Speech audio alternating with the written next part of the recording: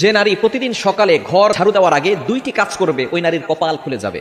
বর্তমানে আলহামদুলিল্লাহ নারীরা অনেকটা দিনের পথে চলে এসেছে, তারা এখন আলহামদুলিল্লাহ সঠিকভাবে চলার চেষ্টা করে, সঠিকভাবে চলার ট্রাই করে। আমরা বিশেষ করে সকালবেলা ঘুম থেকে ওঠার পরে ঘরটাকে ঝাড়ু দেওয়ার ট্রাই করি।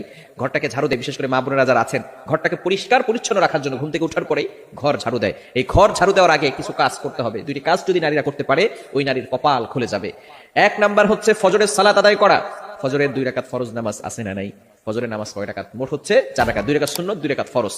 নবীজি সাল্লাল্লাহু আলাইহি সাল্লাম জানিয়ে দিয়েছেন, সহিহ মুসলিম শরীফের হাদিস, যে ব্যক্তি ফজরের 2 রাকাত ফজরের নামাজ আদায় করবে, আল্লাহ পাক রব্বুল আলামিন তাকে জিম্মায় নিয়ে নেবেন। ওই ব্যক্তিকে দুনিয়ার কোনো শত্রু কোনো ক্ষতি করতে পারবে না। আল্লাহ পাক রব্বুল আলামিন নিজে পরের দিন ফজর পর্যন্ত তাকে হেফাজত করতে থাকবে। আল্লাহ পাক রব্বুল আলামিন তার জিম্মাদার হয়ে যাবেন। আমরা অনেকে সকালবেলা ঘুম থেকে উঠেই নামাজ না পড়ে ঘর ঝাড়ু দেই। ঘর ঝাড়ু দেন, তাতে কোনো আপত্তি নাই, পরিষ্কার পরিচ্ছন্ন থাকা ভালো। আত্মহুরু শাত্রুল ঈমান, পবিত্রতা হচ্ছে ঈমানের অঙ্গ।